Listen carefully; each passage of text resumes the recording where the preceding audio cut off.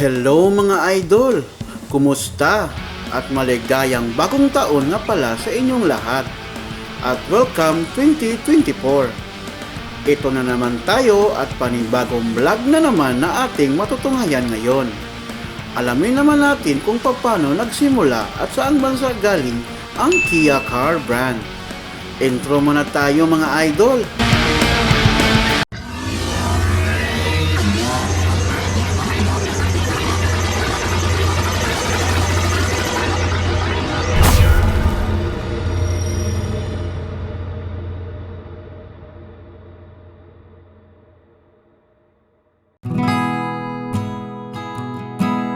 Ang Kia ay isang multinational automobile manufacturer sa bansang South Korea.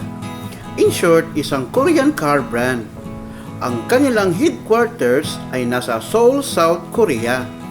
At sila ang tinaguriang second largest car manufacturer sa Seoul, South Korea. Nagsimula sila noong June 9, 1944. At ito'y sinimulan ni Kim Chul-ho.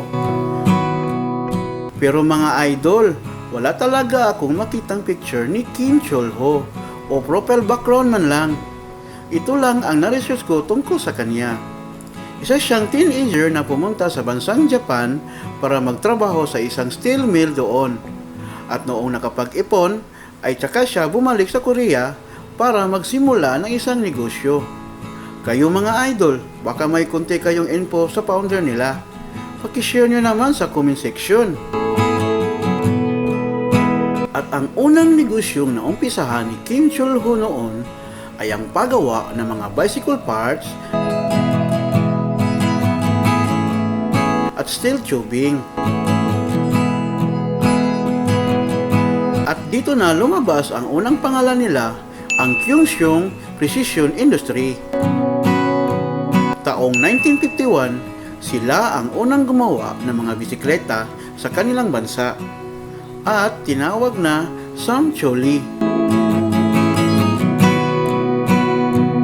Taong 1952, dito pinalitan na nila ang kanilang pangalan at naging Kia Industries na. Taong 1957, dito nakakuha sila ng lisensya sa Honda. At sila ay naging isa sa mga assembler ng Honda motorcycle. Taong 1962 naman, nakakuha naman sila ng lisensya sa Mazda. At sila ay naging assembler din ng mga Mazda truck at mga Mazda car noong 1974. Unang itinayo ang automobile assembling plant nila noong 1973. At ito ang tinatawag na The Sohari Plant. At dito, inalabas ng Kia ang modelo ng Mazda, ang Brisa. Pero, ito'y nasali sa ban at nahinto ang paggawa noong 1981. Oh no! Dahil sa utos ng bagong nakaupong military dictator nila noon na si Chun Doo-hwan. Pinag-uutos noon ni Chun Doo-hwan na ang Kia ay ipahihinto na ang paggawa ng mga passenger cars at dapat i-focus na lang nila ang paggawa ng mga light trucks. Pero, nakagawa pa naman sila noon ng mga 100 sasakyan mula 1982 hanggang 1983. After noong inilabas na ang ban order, ay wala na talagang lumabas na passenger cars ang kumpanya mula 1984 hanggang 1985. Kasagsagan ng ban nila noon, may dalawang foreign brand naman na nakipag-agreement naman nila para maging isa sa mga assembler at exporter nila. At ito ang Fiat, isang Italian brand, at Peugeot, isang French brand. Sila ang gumagawa ng parts at pinapadala naman sa Kia para doon naman i-assemble sa kanilang planta at ini-export naman ng Kia sa ibang bansa. Sila ang gumawa noon sa Fiat 132 model at Peugeot 604 model. At ito'y tinatawag na knockdown kits. In short, assembler at distributor lang ang trabaho ng Kia dito. At nakakuha naman ng permiso ang Kia sa kanilang gobyerno noon. Pati nga ang Hyundai Company, di nakaligtas noon sa pamalakad ng kanilang gobyerno. Ganon din ginawa nila. Talagang istrikto ang pamamalakad ng gobyerno nila noon, ano? Taong 1986 naman ay nagipagbalikan uli ang kumpanya sa Mazda. Pero kasama na dito ang Ford. Pero dito, di na masyadong dinamihan ang paggawa ng Mazda brand, both domestic and export selling. Kasi dito na nila inilabas ang kanilang Kia Avilia at ang Kia Pride model na base design ng Mazda 1-to-1. Pansin nyo noon ang daming Kia Pride dito sa ating bansa. Ang iba pa nga ay ginawa pa ngang taxi, diba? At now I know, ang Kia Pride model galing pala ang design sa Mazda 1-to-1.